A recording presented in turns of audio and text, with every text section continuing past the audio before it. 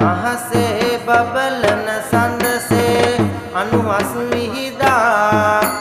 මලසේ නොඉඳුල් පතිවත ගුණ දැක පැහැදා කලසේ පැරුව පොඩි කර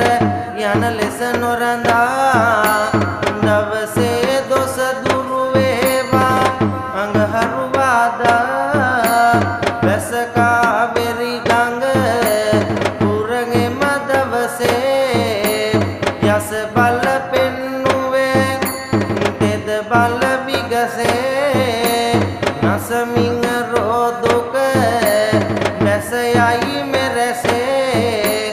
දුරු වේවා දොස බදාදා